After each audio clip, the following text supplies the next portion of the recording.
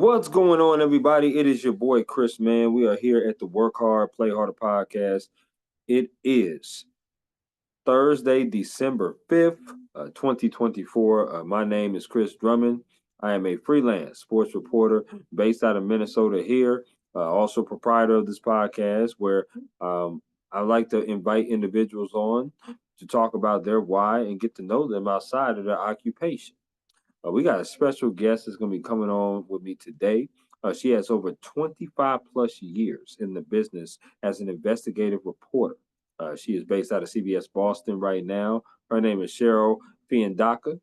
She is somebody who's going to come on here and talk about her story, talk about her why, and we're going to get to know her a little bit outside of her occupation.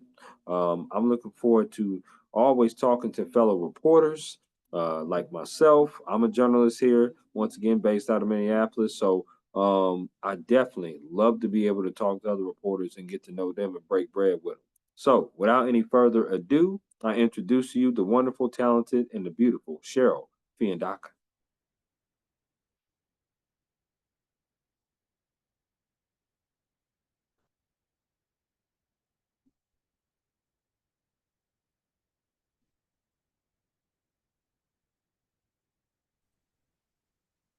Hello there, Cheryl. How you doing?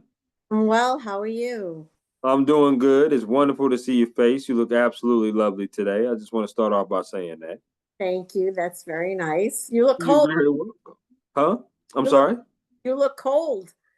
Well, Minnesota is definitely that for sure, no question today. I want to say thank you for hopping on my podcast, Work Hard, Play Harder, and I want to ask you, how is your week going? My week has been great. I can't complain. I have a great job. I love what I do, so it's all good. It's all I good. love it. I love it. I love it. I want to reiterate to you, Cheryl, why I wanted to have you on here. I know we had brief talks, but I want to, like I said, reiterate to you why.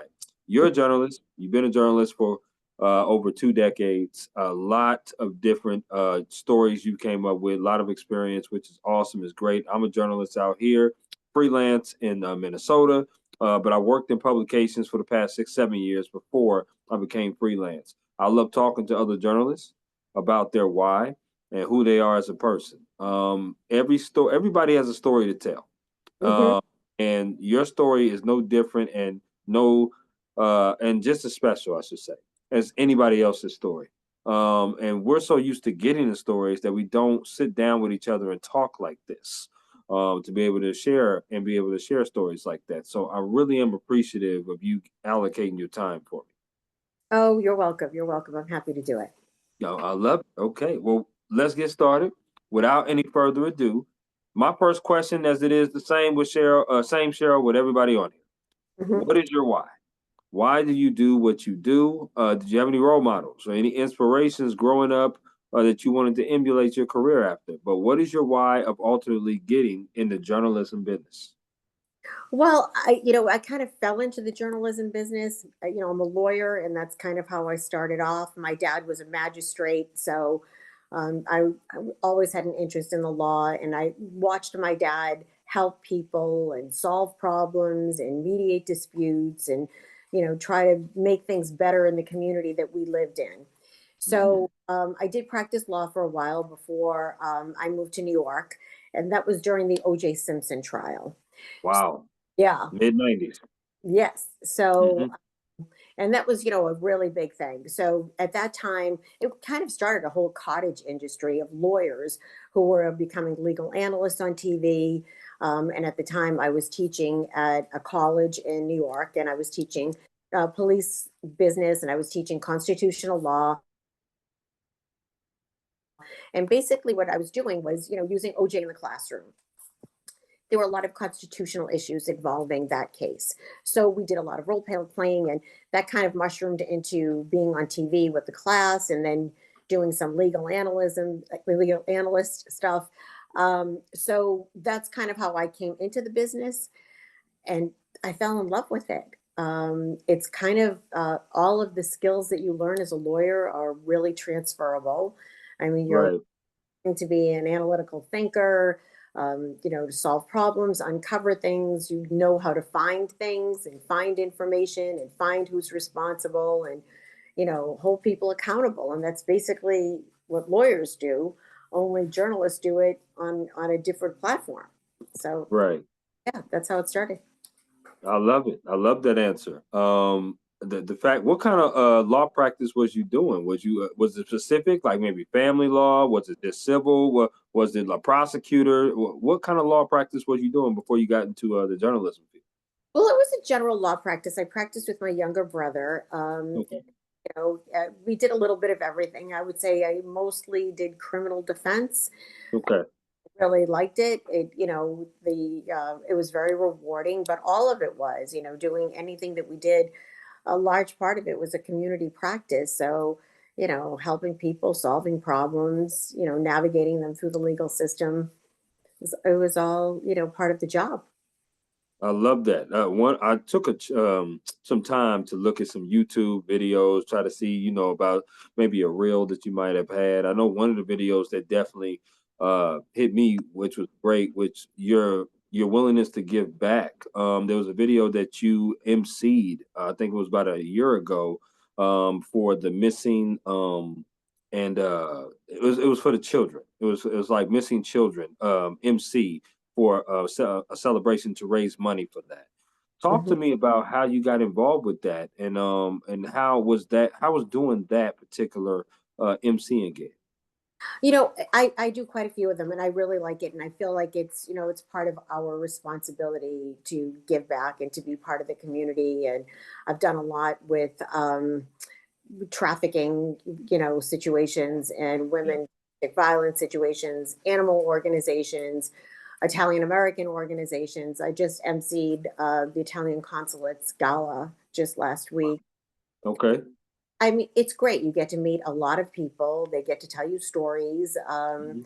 You get some stories, and you're doing something of value. And I think that it's really important that we do that as journalists. We're out in the community. We're out meeting people. We're not just, in a silo, just doing the stories that we come in contact with on our daily business. So yeah, I really like it. Yeah, that's one of the reasons why, Cheryl, I wanted to become a journalist, was to be an advocate for people, to really be a pillar in the community, to tell stories that no one else told. I mean, those are seriously the reasons why I love to do what I do. I'm sports. When every time that you do sports, sports is always nights and weekends, as we know, but sports always has a loser and a winner. But there's some really great feature stories out there as well, and I love doing those more so than anything, more so than the games. Games you're always gonna have, like I said, one of those losers and the winners in those results. But the feature stories is what hit home, especially for the local cities like the one I'm in. I'm not in the big city, so my population is like 11,000 here. So it's Mhm. really and it's impactful because a lot of parents subscribe and read different things and they come up to me and say, "Oh, we really appreciate the story that you did." And I'm sure you get that too there in Boston, if I'm not mistaken. We do, and I think it is really important. We just did this recent story about stolen land that the Hmm. thieves were going around and figuring out how they found vacant land that no one had built on in a long time, and the folks that owned the property weren't living in the area. They put it up for sale for less than the value, sold it really quickly, and in this one case, the first case that we discovered, um, the folks who bought it were building a house on it before these people who actually owned the land found out about it. So these scams are out there, and we found another one where a man was actually living in his home, and he got a knock on the door saying, "We're here to survey your property for the sale," and he said, "I'm not selling my house." Um, Mm, and the third one, the same thing with the piece of land, which they had listed it for sale. It didn't actually get sold, but it had been listed mhm. for sale for less than the value. So Wow, the good thing about doing these stories, the more we did them, the more people came forward to tell us about what was happening. So we're absolutely. all that this is a real scam and it's happening. And it's very costly to try to unscramble whatever ends up happening with your property. But we were also able to come up with a solution where if you're a homeowner, you can put an alert on your property where you're notified if anything gets filed at the registry of deeds on that address. So while it's not going to prevent someone from doing it, you'll be notified pretty much immediately. So Sure. it's a good first step to kind of find out what's happening with some of these scams. So that I love that. yeah, so it's really good, and we've gotten a lot of great feedback from it, and a lot of people who were not scammed and have not been caught up in this. And I'm putting an alert on my property. I want to make sure that I'm protected as much as I can be. So Mm. that's pretty great. Yeah, absolutely. Thank you for that. I want to ask you, you went to Suffolk University as well as New England Law in Boston as well. Talk to me about were there any other schools that could have persuaded you from going to Suffolk? Suffolk was, I lived at home. I'm one of seven, so our folks didn't have a lot of money to pay for college, so you had to pay for college yourself, and Mhm. take out loans and then pay them back. Which, Sure. but our family, you lived at home and you had all the perks of living at home, but you had a full time job and you went to school full time and you had student loans to pay back. So it was a commuter school, so that's why I went there, and it was a good school, and I learned a lot, and I felt like I got a really good education. And then I went to New England, also a commuter school in Boston. Same reason, lived at home during my whole time. Couldn't afford to go to school, have student loans, and not live at home. So I feel that. I do. I do. I understand that totally. I mean, I'm in master school as we speak now in Minnesota, but I got great alumni fees. Thank you for me being alumni back in Georgia because I'm actually I graduated from Kennesaw State University, which is in Georgia, with my undergrad in journalism. So I'm getting my master's in professional writing because I want to be able to continue on doing this writing because I really like writing. I really like this journalism gig, but I also understand that I want to be able to teach as well. I want to be able to pay it forward and give it back. So I think getting my master's to be able to do that would be amazing. Something that you've done, which kind of leads me into this next question. You was an adjunct professor for like 4+ years, and I love that. What did you like about it? And would you go back to doing it? Because as a future person that wants to teach, I would love to hear about how that went. I mean, I loved it. It was really awesome. A ton Mm-hmm. of work, though. I'm not, putting out the lesson plans and really being prepared. I mean, you have a lot of super smart people in the class, so you have to Mm-hmm. be very prepared and have things in order, and it's a lot of work. So in addition to your regular job, then you go do this at night and all the preparation that goes into it. What was so rewarding is being able to talk to so many people and meet so many of these students that like you asking, what's your why? What's your why? Like, why are you here? Why do you want to do this? Why does this matter to you? I think it's awesome to hear all of these stories and to help them grow in their academic career. And some of them I've stayed in touch with over the years, which has really been terrific. And, it's kind of, it's a great experience. It really is. I would encourage it for people. And it's something that really does take up a lot of time, though. So to do it as an adjunct was not easy. Not easy. I can imagine. I can only imagine for Yeah. sure. Cheryl, I want to ask you some favorite questions, and you just give me the 411 off the rip based upon some of these favorite questions that I have for you. Are you ready? I'm ready. All right, here we go. Favorite meal you like to cook? Oh, wow. I love to cook, so this is a hard one for me. I Mm. make a pasta with sweet and hot sausage and peas with it's like I would say a vodka sauce. It's really delicious. I think it is. Mm. Mm. One of my favorite Mm. meals. I love making grilled salmon with asparagus and mashed potatoes. That's another one of my favorite meals. Um, Mm. I make my own pesto, which I really love. Oh, okay. Yep, yep. And I make pizza. So yeah, they're all my mom's recipes pretty much. She was a really fantastic cook. I learned a lot. Well, if you're not opposed to having new friends in your life, Cheryl, please add me to the list. Anytime I've never been to Boston, but if I'm ever in that city, which I think I will be eventually, because I love the sports teams there for sure. I'll have to say hi to you for sure. This- Absolutely, absolutely. Absolutely, that's what's up. I like that. you put me to shame because I'm a tacos person. Just tacos, and that's about it. I could whip that up really good. I'm more breakfast foods.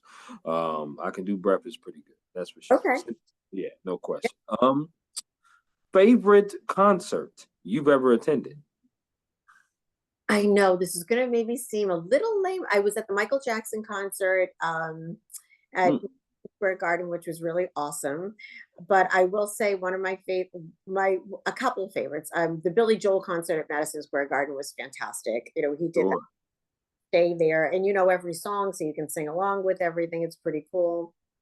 And Andre Bocelli comes to Boston, and I'm actually he's great. Sunday night, Saturday night or Sunday night. And he puts on a fabulous concert and his kids sing. I mean, the talent's amazing, really amazing. So Didn't even realize at first, Cheryl, that he was blind. I When I first seen him, I didn't realize he was like blind until I really, because the first time I saw him, I was doing security for his concert. And this was in Atlanta, Georgia. And when I saw him, I was like, wow, this performance sounds really good. And I looked in there, he had his eyes closed, and somebody told me he was blind. I was like, oh wow, he's really good. He's really good. He's talented. And who doesn't like Piano Man? Who yeah, doesn't like Piano Man? I mean, obviously, everybody likes Billy Joel. Baby Grand is probably one of my favorite songs of his for sure. So I love Billy Joel for sure. Okay, I like yeah, that. yeah. Um, Favorite place you've ever traveled to? Well, I have to say Italy. I would say I love Rome. I loved Sorrento, the Amalfi Coast. Recently went to Sicily last year, where my family is from. So it was amazing, amazing, beautiful, beautiful, beautiful country. I love it. That's definitely on my bucket list, Cheryl, to go to Italy. I'm a huge Italian food lover. You cannot give me enough of Italian food, for sure. But if you definitely ask me my favorite place, it would definitely be Jamaica. I went on a cruise last month and was able to go to various places. Jamaica is one of my favorite places that I've been to now, but I'm also planning a trip for Greece next June.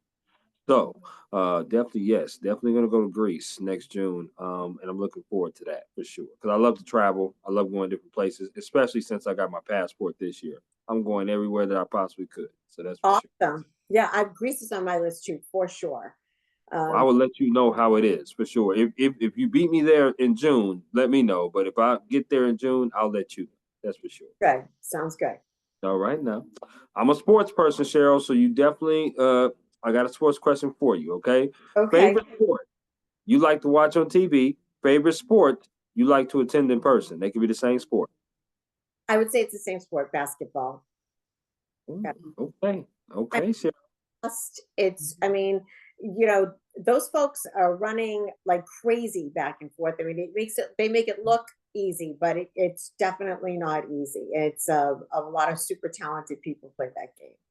So, Yeah, it, yeah, I like it. I wore my green because of that, because I figured you might stay the Boston Celtics, for sure. And I'm a huge basketball lover, so you already won my heart, Cheryl. You already won me, so I'm glad that you said basketball. That's amazing. oh, Um, Last of the favorites. I'm a foodie, as I've stated before. Favorite restaurant to eat there in Boston, because I definitely would love to try it out when I do come down well, there's quite a few. there. So I would say there's quite a few in the North End. There's a restaurant called Luca in the North End, which happens to be my dog's name, and the food is really really great. I would strongly recommend that place, but there's so many others. There's some great steakhouses here. There's some great Oh yeah. Del Frisco's. You might probably have one near where you are. Um, we have some really great seafood places being in Boston. So there's some like really terrific seafood places here too. So you really can't go wrong. Atlantic. Mm. Yeah, Dale Frisco's we definitely have, no question, in Minneapolis, little about an hour some change away from where I'm at.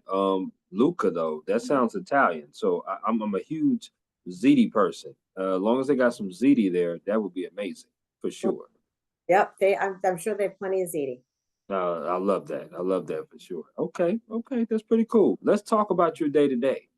As you know, journalists never have the same type of day. Well, it's always different. Sometimes hours are long, sometimes stories are long, right? You're an investigative reporter, so sometimes your stories may not be finished in that one day. They may be carrying on for some weeks at a time. So, talk to me about your day-to-day process of, doing stories. When does your day start? When does your day end? Mhm. And because obviously you've been doing this for a long time and very well, I might add. So just tell me, what is your day-to-day process? Well, as soon as I get up, I start checking everything. I look at all of the newspapers, I check social media, just see what's going on, check my email. By then, you have to catch up with everything that happened overnight or in the early morning hours. So that's what I do first. If I'm working on a story, depending on whether we're going out to shoot something, do an interview, whether I'm writing, it depends on what my day consists of. I'm also in addition to the investigative stuff that I do, I also do what's called call for action, which is like a consumer arm of our investigative unit. And Okay. I really love doing that stuff too, because it's really very, very satisfying to be able to solve someone's problem that's really been struggling to get something done, and we're able to do it for them. I mean, they're super grateful, and it's just really great to be able to solve something that they spent months or years in some cases working on. So we just did one the other day that I wrote today. Hmm. A family visiting from Georgia. Uh, Okay. their son was playing in a hockey tournament, and their father, the father of the boy, had died of brain cancer, but he was also Wow. a player too. And the father's old teammates came and brought a videotape of the father playing hockey, which they had given to the mom, and the mom was going to take it and give it to her son as a gift for Christmas. Have it copied and give it to him for Christmas. But Right. they had to rent a car when they were here. So she wanted to hide it from the son because she didn't want him to see it. It was planned to be a surprise. So she put it in the glove compartment. Rushing to get to the airport, left it in the glove compartment. Gets home, realizes that she left the tape in the glove compartment of the rent a car, tries Right. crazy to get in touch with Hertz to find somebody that would find the car and look for the tape, isn't able to do it, just about to give up hope. Her family reaches out to me. I said, let me look into it. Contacted Hertz. Within one day, they found the car in New Jersey. It had already been shipped over to New Jersey, and in the glove compartment, the tape was still there. They Wow. opened the tape to her, and she has the tape. I mean, she was in tears. I mean, these were like memories of her deceased husband. Her son was only 3 years old when his father died. So to see video of his dad playing a game that he's now playing in the same rink where he skated was very meaningful to him. And it was kind of like a nice thing to be able to fix. They said they couldn't get anybody from Hertz to answer the phone. And even if they did, they couldn't get them to call them back and let them know if they found the tape or didn't find the tape. So we were able to do it. And the folks at Hertz were terrific. They reached out right away. I mean, Right. and it's like such an awesome thing to be able to do that for them. And they're incredibly grateful. So that's just like one little story. And we had another one too that I think it's going to air tomorrow. A woman called me. She has this it's called it's like a nerve problem that she has that's in her face. And Okay. the way for her to solve this problem is the surgeons have to make a hole in the back of her head and go in and put like basically a piece of foam between an artery and the nerve in her face. So at first, her healthcare provider did not want the insurance company, have an out of network doctor do it, but they didn't have a doctor that could do it. So they agreed to do that. And then Right. she'd have to be an outpatient. Well, the surgeon said, I don't do brain surgery as an outpatient. You have to be in the hospital after the surgery. So she waited months and months to try to get approval, couldn't get approval, got in touch with us.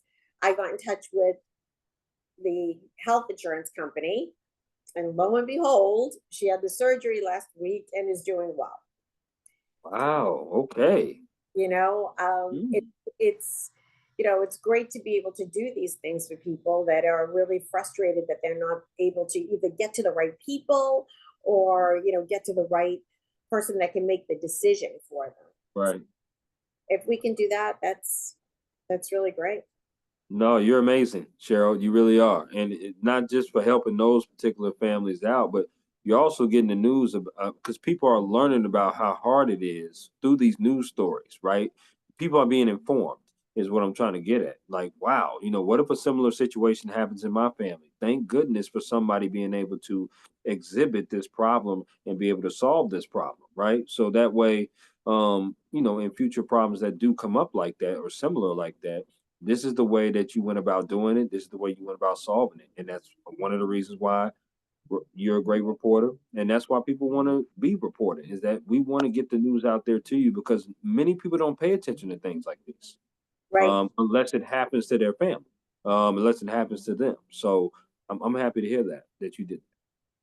And all of what you said is kind of exactly why I do it.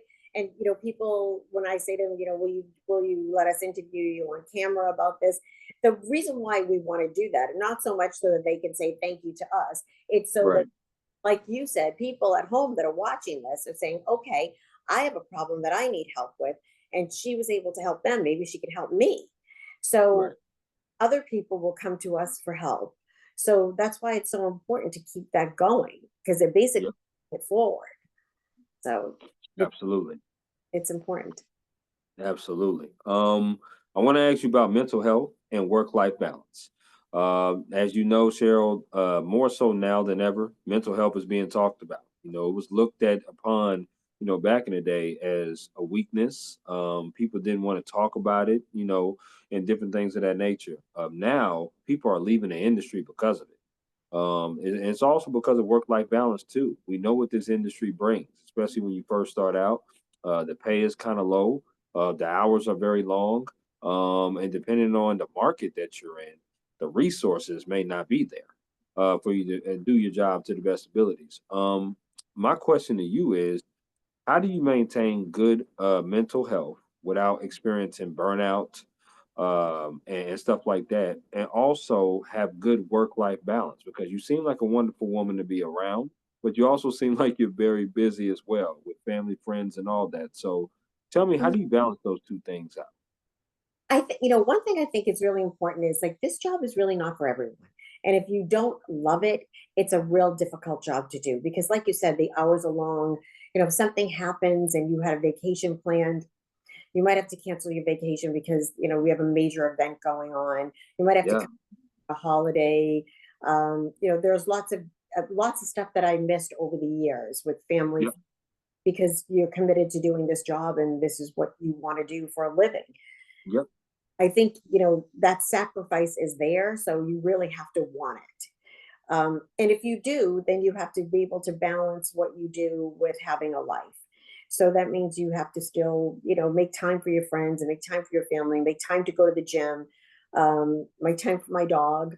All of that is really important. That's how I keep my mental health. yeah, I have a wonderful family and I love them and see them all the time. I have a really great group of friends. A lot of them are in the business, so they get it, yep, so that's helpful too. And the business has a lot of camaraderie and there's a lot of like you have a lot of friendships that, I mean, I've been friends with some of the people at my first station in New York. I'm going to see them this weekend. We've been friends for over 25 years. So and it's important to have those friendships and those relationships because that's absolutely. really what's going to keep you sane. I mean, sometimes you're dealing with really tough issues, in terms Yep. of who lost loved ones and like awful, awful crimes and things that happen to people. And, sometimes it's hard not to take it home.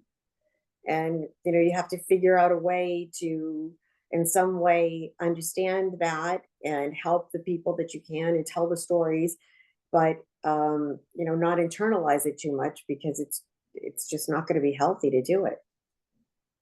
No, I love that answer, Cheryl. I really do. And there's a reason why I asked this question because especially people who are postgraduates or about to graduate college and want to come into the industry.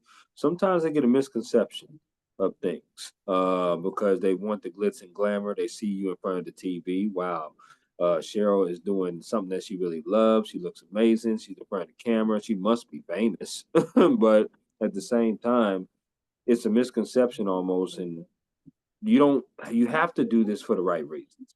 And I know this now more so than ever because I've been a few years into this business now.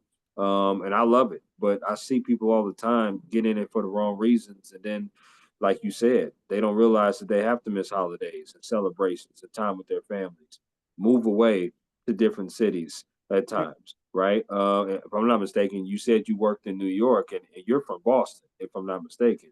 Right. So you had to move away and from for a time period. But people don't understand that because they're not in it, and that's one of the reasons why I wanted to have a platform like this and be able to talk to wonderful reporters and people in the industry like yourself. Is that people need to know before you make a decisive decision on this industry, you got to be in it for the right reasons. You can't be in it for the wrong ones, right? There's an A side and a B side to this, and if you accept it, it's beautiful. Now it's a beautiful industry to be in if you love it passionately and you doing what you're doing. But you can't, for lack of a better term, you can't half-ass. You really can't. No. You got to be either all in or you just got to pick and choose something else, and that's okay to do something else. Sometimes you get into the industry and you realize this is not for me, and you just go ahead and pivot, and that's okay too. But it, you definitely have to, do it for the right And a lot of times people see, the 3 minutes, 2 minutes on television, and they think, reason. oh, this looks like an easy job. But those 2 minutes, there's a lot of research, and there's a lot of, interview, Behind the scenes, and there's all these other things that, I mean, there's so much more to the story that I wish I could tell you. When right, frustration of television news, you only have so much, and print, really, you only have so much time to tell a story. Um, right. there's a lot that goes into it, and you have, like you said, you have to really love it to want to put the effort in and the work in to do all of it. Yeah. It's the behind the scenes work that people don't see you do, Cheryl. And that's the one thing that people don't realize, right? The getting up in the morning, the research, the talking to sources. There's been plenty of times where I've had sources cancel on me, and you have to pivot and do different stories. There's plenty of times where you have to write, edit, shoot on deadline as well, because you got to get it in at certain times. Like you said, you probably can't even get the whole story in, but you have that time frame that you got to still fill, and you got to make it make sense and make it work. So, with that being said, though, this is a great segue because I want to ask you. You kind of mentioned it before about taking stories home with you. How hard is it? Being an investigative reporter, and some of these stories can be pretty difficult to investigate and talk to. How hard is it to separate yourself? Now, you being in the industry for a while now, I have to imagine it's been a little bit easier than so when you first got into it. Yeah. I mean, I think any story that, people are really suffering or really upset, knocking on doors after someone was just, a child was killed in a car accident, knocking on the family's door, asking if they want to talk. It's one of the hardest things that you'll do in this business. Uh, Mhm. it's also sometimes one of the best things you can do. And I don't know, it was always really hard when you first start off because you're thinking, oh my gosh, this is such a terrible thing. But sometimes when you knock on the door and you say to the people, we're doing a story, obviously, horrible situation, so sorry for your loss. I mean, we want to do a story about your loved one, though, not just this was a terrible crash and these people died. Tell us something about them. Do you want to share a picture? And sometimes you're so surprised at how just offering that moment for someone to say something and giving them the freedom to be able to say, I do want to say something. I don't want people to look at the story and not know that this person mattered and this person was someone that I loved and cared about, and they're not being here anymore affects me and my family. So in some ways I was so surprised at how often that would happen, that people Right. care and want to show a picture and want to talk about their loved ones.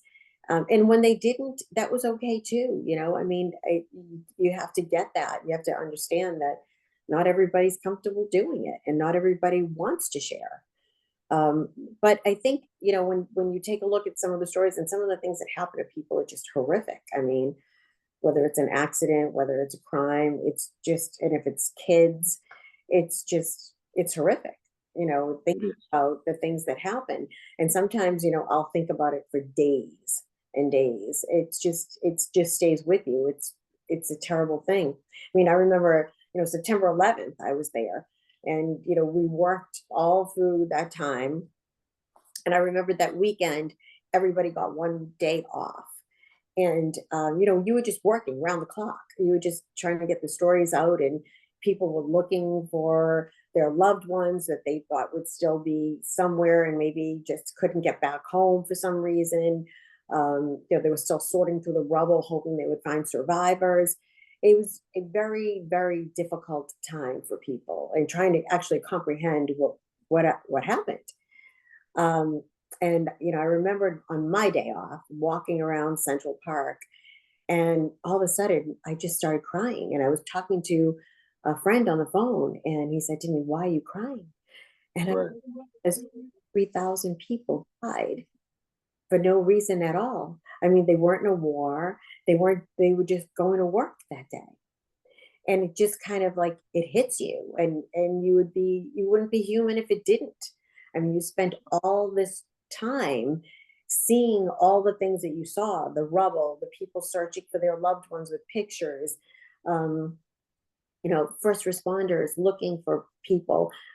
You have to take some of that in, and appreciate it, and have empathy and compassion for people. And that's part of why, when you tell these stories, you have to be able to convey that. It can't just be a story.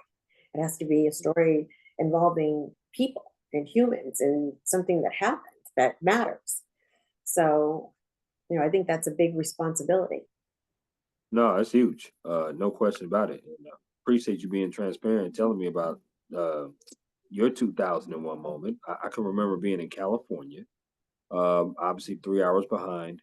And when I remember being in high school at that time, Mm. and they were rolling in the TV, and we were wondering what's going on because there wasn't really. It was like a lot of just people with shocked faces. And when I sat down in my chair for high school and I saw it, I'm like, is this real? Is this real? What's going on? Like there wasn't a dry eye in my classroom because we're obviously 3 hours behind, but we just can't believe this has happened. This is crazy what we just saw.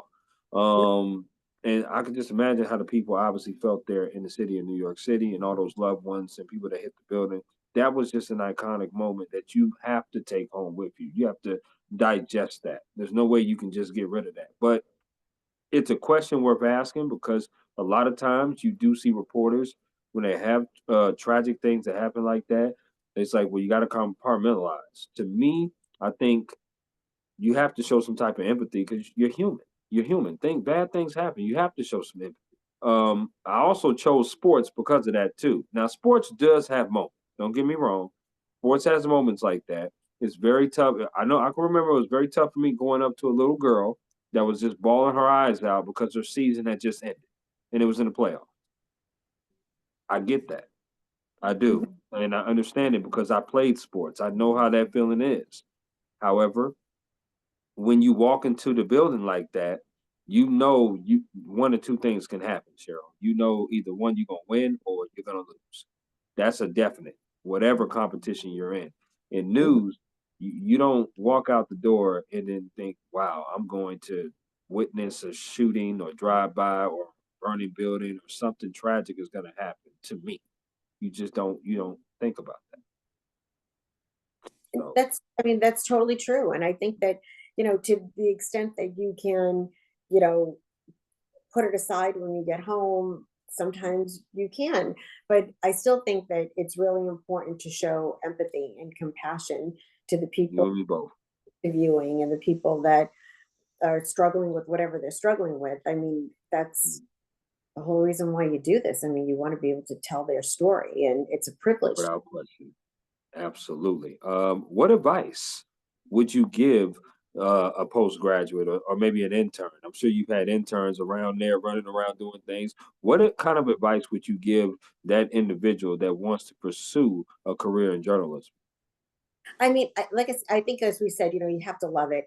And then, if it's something that you really want to do, find someone in the business that you admire, that you like, and you like their style, you like what they do, and ask them to help you. There's a lot to be said for that, and to get the advice from them about, okay, this is how you can start. How do I write a story? What do I need to know when I go out on stories? Some of the best advices that I got along the way was, be nice to people. Be nice to people. The people that you work with, your photographers. It matters. I mean, you're going to work with these people every day. They can help you. They know more than you do. They've been doing the job longer than you. So when you go, Right. so sometimes, there's a lot of frustration in the job because you've got deadlines and all of these other things and personalities. But at the end of the day, you're a part of a team, and you have to get along with the team, and you need their help to do your job, and they need your help to do their job. So it's an important thing. I love that. I appreciate it. I love that. Great answer. No question about it. We have now reached a portion of the podcast where we're going to do an interactive game called This or That. So what that is I throw different things at you and you get to choose either this or that. So, Cheryl, are you ready? Yeah. Okay, here we go. So the first question has to do with chicken. Okay, it's gonna be random, all kind of stuff. So here we go. Which chicken place would you rather go to if you had to choose? Popeyes or KFC? Popeyes. Mm, all right, all right. We starting off on a good foot, Cheryl. We starting off on a good foot. Here we go. Let's keep it going. Which chicken wing flavor would you choose? Barbecue or lemon pepper? Lemon pepper. Okay. Do you like your wings wet or dry? Dry. Okay. Do you like your wings bone in or boneless? Bone in. Okay. Okay. I like that. I like bone in wings too. Okay. I'll keep that in mind. These next four have to do with music concerts that you rather attend. Okay. So here we go. Which music concert would you rather go to? Would you rather go see Chris Brown or Usher? Usher. Okay. I like that. Which music concert would you rather go see? Would you rather go see Janet Jackson or Whitney Houston? Whitney Houston. Oh, okay. Okay. I like that. Greatest singer of all time. I No know. question about I know. it. Greatest singer of all time. Okay. Which R&B group would you rather go see in person? Boys the Men or New Edition? New edition. I'm about to say you in Boston now. Right. That's where they're from. Which artist would you rather go see? Would you rather go see Carrie Underwood or Casey Musgraves? That's a tough one. Knew I was gonna get you on one of these for sure. I mean, I would say Carrie Underwood only because I think she's a bigger entertainer. But yeah. I feel it. Now, Cheryl, those are two of my favorite. I'm not huge into country, not gonna lie about that. But I do like those two artists. I also like Luke Combs. I like Morgan Wallen. I like them too as well. There's some certain country artists that I really enjoy their music, no question. And that's probably because I was in Georgia for a long time. So I love me some good country music for sure. Look at Post Malone. He's doing all of they're doing all of these duets and everything else that they're doing. He's probably one of my favorites right now. I don't know if I would call him necessarily country, but he's definitely hooking up with a lot of country people. Jelly Roll too. Jelly Roll is starting to come on. Which they have a concert coming out together, which I'm definitely going to attend here in Minnesota for sure. Hopefully they're coming out there in Boston too. Yep, he's awesome. He's amazing. Okay, I'm with you on that. Okay, which sport would you rather play? Badminton or bowling? Bowling. Are you a good bowler? Oh.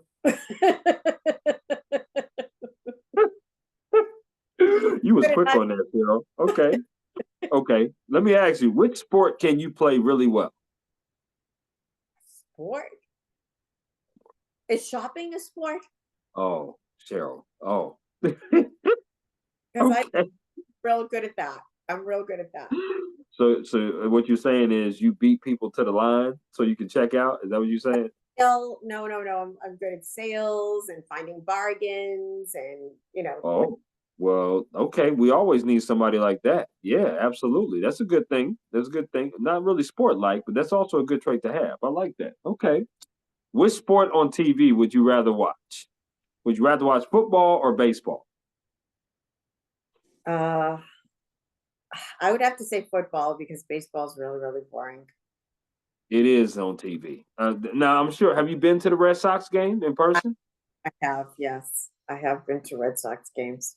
My dad used to take us on occasion when we were really young, but we were staying up real, real high, so he couldn't I feel that. I be feel that. Okay. that great. Okay. But but Cheryl, do you like desserts? you okay, desserts. Hmm. All right, what's the question? Do you like desserts? I do. I don't. It wouldn't be like my. I'd rather eat real food, but yes. Okay. Okay. So here's what I'm laying out for you. Okay. Basically, I'm gonna throw out four categories of desserts. You Okay. get to choose one of these. You'll never eat again. Okay? I'll never eat it again. You'll never eat it again. Okay. So here we go. The first one is ice cream. The next one is cookies. The next one is cake. The last one is cookies. Which one are you getting rid of that you would never eat again? Oh, wow, that's a hard one. Hmm. Mm, I guess I have to say cake. You sure? No, but I mean, I have to pick something. So you I said love your honesty, Cheryl. I do. I love it. I love it. That's awesome. Listen, I would have chose candy. Oh no, I would have told you said cookies, cake, ice cream, and cookies, cake, ice cream. What did I say? I think I said candy. cookies twice. Oh, did I say cookies twice? Oh, Yeah, okay. I meant to say candy. Candy is that last one. I'm so sorry. on because I don't care about candy. Okay, so candy would have been gone. Okay, so yep, I would have chose candy. My Yeah. apologies. Here we go. Do you like potato chips? Yes. Okay, so now same format. I'm gonna name four brands. You got to choose one of these brands that you'll never eat again. So here we go. The first brand is Ruffles. The second brand is Lay's. The third brand is Doritos. The last brand is Pringles. Which one are you getting rid of that you'll never eat again? Doritos. Oh my goodness. Uh-oh. That's the first one we have disagreed. We've been vibing all podcasts long, but that's the first one we disagreed on tonight. Okay. Okay. Doritos, huh? What's your Yeah. favorite chip? Lay's, of course. Hmm. Okay. I'm a Ruffles person. I love Ruffles. No question. I think they're better for dips. So especially buffalo chicken dip, which is my favorite dip of them all. So yes. Okay. Lay's. I got you. I got you on it. You did pretty good on this or that. And you did pretty good. I always like to throw in a little interactive stuff for sure. But I want to ask you this question, like I always ask fellow journalists, and that is, if there were, well, I should say this. Let me word this right. Since you are a journalist, I would say this: if there was another career that you would pursue outside of journalism, what would that career be, and why? Well, I mean, I was a lawyer, so I would say I probably would go back to law um, because I did like it. I really did. It was really a lot of fun. The courtroom stuff was really interesting. It was more like what I do now, I would say, than anything else. Um, Okay. But if I were going to pick a totally different profession, I would want to go to culinary school and be a chef. Man, now listen, you're gonna have me come up there in Boston. I might have to try some of that good food now. I'm gonna have to try some of that good food of yours. I mean, I'm no, executive chef, but I can cook. So you're no Wolfgang Puck, is what you're saying. Oh, I'm not. I'm not. But Okay, okay. Well, I'm not even Wolfgang. I don't even know if I'm Wolf. I'm just the W when it comes to him, for sure. oh, I am somebody who grills. I'm not much of a cook. I'm well, not that's gonna lie. good. Yes, I'm a griller for sure. I want to ask you this next question. Actually, next two, they're top four questions. Give me a top four of things to do in Boston for someone who has never been there, like myself, that wants to go there. What should I do? What is the top four things I should do? Well, you have to go on the Freedom Trail. I mean, you have to go see, Paul Revere's house, and you have to walk the trail and go to the Okay. house and do all of that. I mean, that's an absolute must. Uh, Hmm. I would say you have to see Newbury Street and Boylston Street, and it's just really pretty walking the shops, restaurants, things like that to do. Really, really pretty. Our seaport area is also really lovely. It's kind of like up and coming, young people, lots of restaurants, shops, all the same stuff. Uh, Cool. the North End, which is the Italian section here. I mean, Now you talking. yeah, You talking now. Okay. a lot of history there. The Freedom Trail goes through there. Great restaurants. It's a must see. It's definitely a must see. Okay, I'm gonna definitely keep those places in mind, Cheryl. I definitely will. The next top four though is about you. What is the top four of events or stories that you would like to do that you haven't done yet? Oh wow, that's a tough one. Um, that I haven't done yet. Um, hmm, that's a Yeah, tough. I know I put you on the spot a little bit. Let me help you. Any red carpet opportunities as far as maybe I know you emceed events, but maybe we'll do like a billboards or maybe a sporting event, NBA finals or something like that. Something that might be outside of your job. Um, hmm, that's really interesting. I never really thought about this. I mean, Mhm. I would say right now, like you, I'm focused on travel. So I really want to do more traveling. So I would say, um, Mm. like something that I would really like to do that I haven't done is I mean, I just really started traveling the last few years. Before I Yeah, did a little traveling, but not a lot. And now I'm traveling quite a bit more. And, you have to go see this world. I mean, there's so much to see. So no question. yeah, I would say that that's like a really important thing for me. Um, That'd be a fun story to do. Travel somewhere and then talk about it. That'd be great. Yeah, I mean, there's every place you go is beautiful in its own way. I mean, you learn something about the people, the culture, the architecture, the food. It's awesome. I mean, and you just get to experience all new things. Do you have like a top four of places that you would like to travel to? Yes, I have to go to Greece like you. I really have. That's definitely on my list. Hmm. I do have, I mean, I've seen a lot of Europe, but not all of it. So I definitely want to go to Germany. I have to see some of the history there. I think that's really important. Um, I want to go to Croatia. Um, I want to go to Japan. Yep, Yeah, there's like a whole world to see.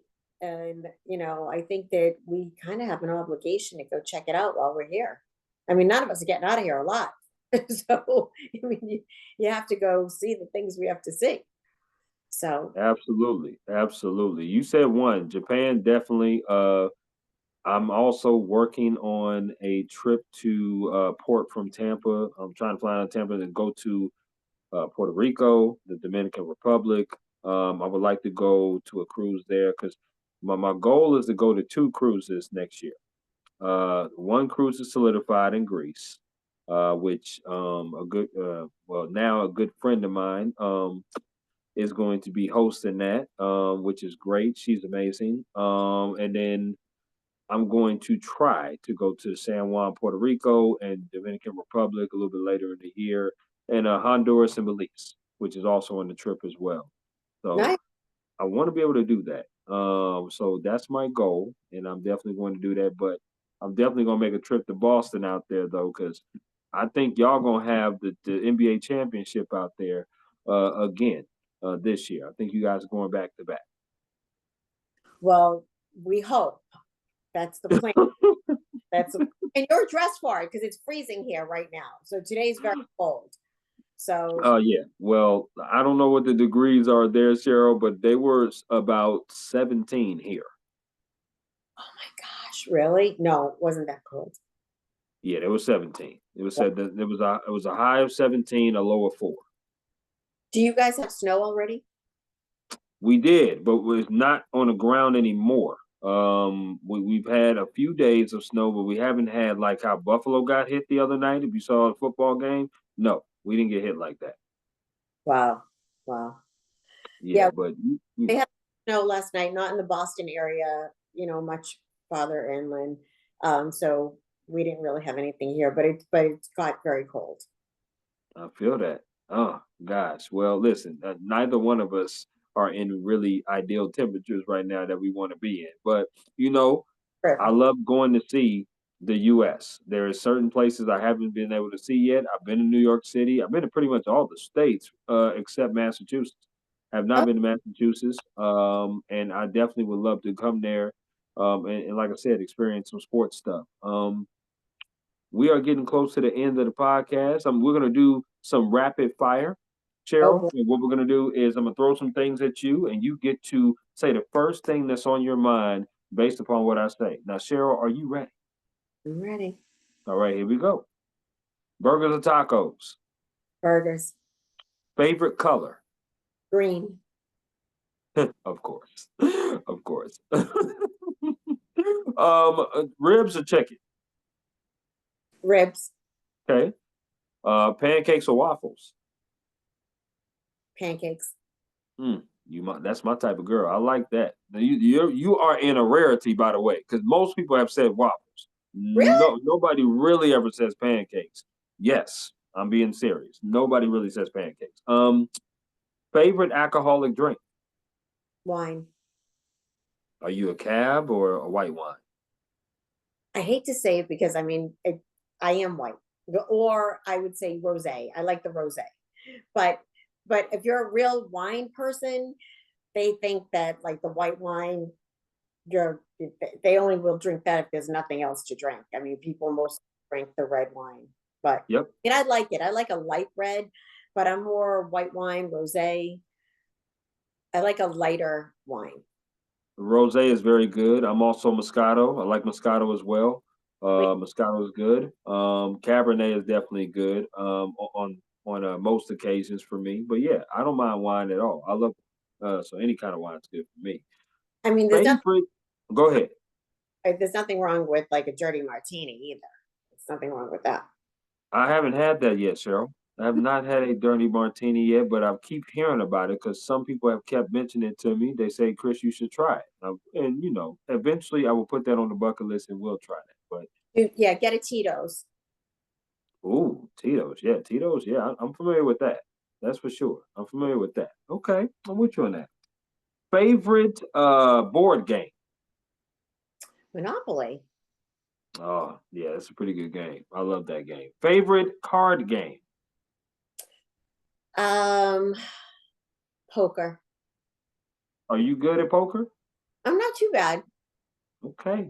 Not too bad. Okay, then. I mean, I don't want to toot my own horn, Cheryl, but toot toot. I'm just trying to tell you, I'm Oh, pretty good with stuff. Okay, good. Spades or dominoes? what are my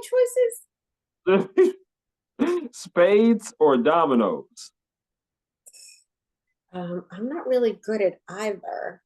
Oh, okay, okay, that's okay.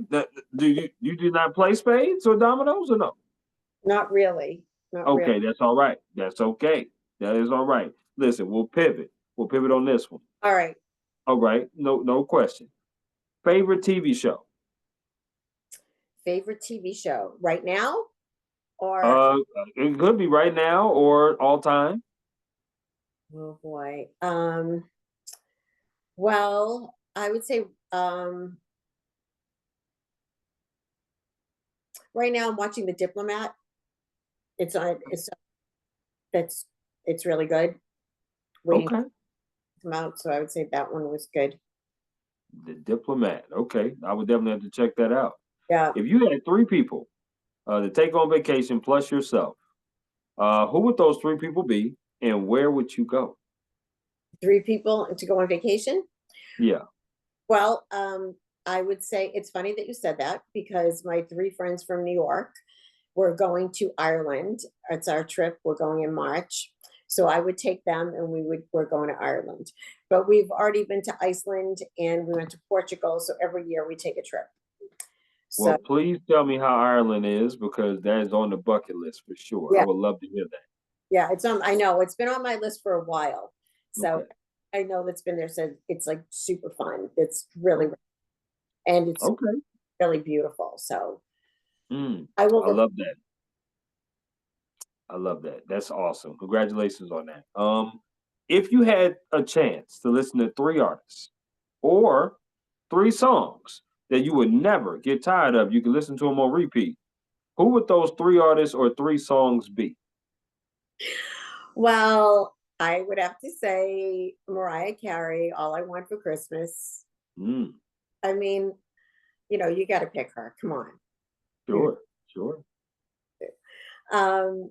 Anything by Frank Sinatra, because you could listen to oh, that forever. for And, sure. I do like country music. So I would say maybe Jelly Roll or anybody really. Anybody. Absolutely. He's amazing. Obviously, Frank is a classic, and so is Mariah. I mean, Fantasy is still one of my favorite songs that I still blast out to this day. So no question about it. He has an amazing voice. Last one of the rapid fire. If they said, Cheryl, you have to do this particular occupation and only this one for the rest of your career, would you be a lawyer or a reporter? A reporter. I like it. I like it. Yeah. No, this has been a pretty dope conversation, Cheryl. It really has. Of just learning about you, being from Boston, growing up in Boston, going to I said the college wrong. How do you pronounce it? Suffolk? Suffolk. Suffolk University, getting your degree there, going to New England law, but also giving some great advice, doing some really terrific stories that you mentioned out before. Um, I'm very happy and blessed to be able to talk to wonderful um, reporters like yourself who are passionate and who are talented in this business. As I always do, my very last question to you is there anything else you would like to add about yourself, the job, or anything at all before we conclude? That's exactly how I end every interview with every single person that I interview. I always say, "Is there anything I left out? Is there anything you wanted to say that I forgot to ask you?" And All I right. think it's always great to do that because I think it gives that person the freedom to say whatever it is. In my case, I just want to thank you for reaching out to me. This was like so much fun. You did an awesome job with Thank you. you were super well prepared. You're funny, you're smart, you're fun, you're interesting. You had great questions. They were quirky and fun and serious and not serious. I mean, you did an awesome job. Yeah, you're great. You're really great. I appreciate that, Cheryl. I really do. And I'm definitely going to keep in touch with you. I'm a new fan of yours, and I would definitely continue to follow you. I want you to have a wonderful rest of your Thursday evening and also weekend. And we will definitely be in touch once again. Sounds good. It's really great meeting you, Chris. You take care of yourself. You take care now. Okay. Bye.